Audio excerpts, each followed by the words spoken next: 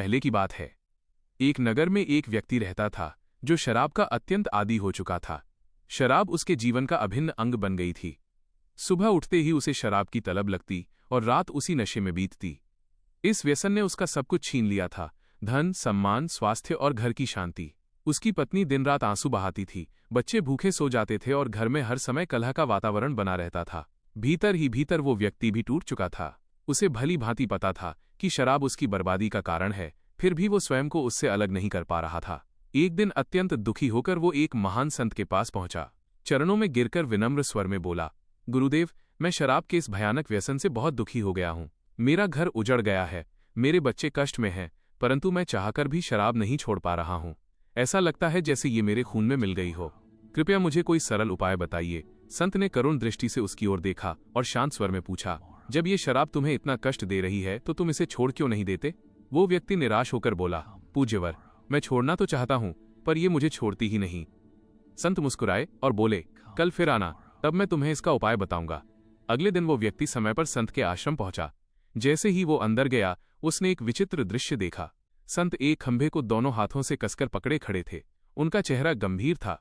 वो व्यक्ति कुछ देर तक चुपचाप खड़ा देखता रहा, लेकिन जब काफी समय बीत गया और संत ने खंभा नहीं छोड़ा तो वो बोला, गुरुदेव, आप इस खंभे को व्यर्थ क्यों पकड़े हुए हैं? संत बोले, वत्स, मैंने खंभे को नहीं पकड़ा है, बल्कि ये खंभा मुझे पकड़े हुए है। मैं चाहता हूं कि ये मुझे छोड़ दे, पर ये छोड़ ही नहीं रहा। ये सुनकर वो व्यक्ति आश्चर्य से भर गया और बोला, गुरुदेव, मैं शराब पीता हूं, पर मूर्ख नहीं हूं। खंभा तो निर्जीव है, आपने ही इसे पकड़ रखा है। यदि आप चाहें तो इसी क्षण इसे छोड़ सकते हैं।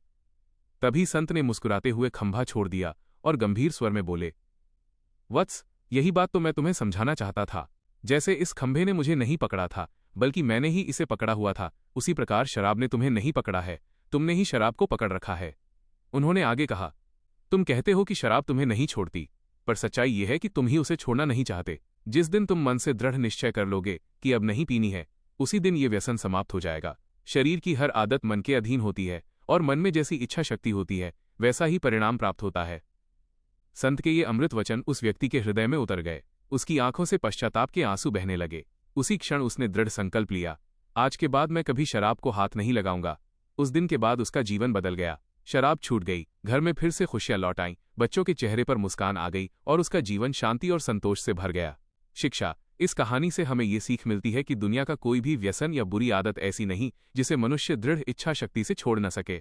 बंधन बाहर नहीं, हमारे मन के भीतर होते हैं। अगर आपको ये कहानी पसंद आई हो तो लाइक करें, सब्सक्राइब करें, फॉलो करें। ऐसी ही प्रेरणादायक कहानियों के लिए हमारे साथ जुड़े रहें। आपका बहुत बहुत धन्यवाद।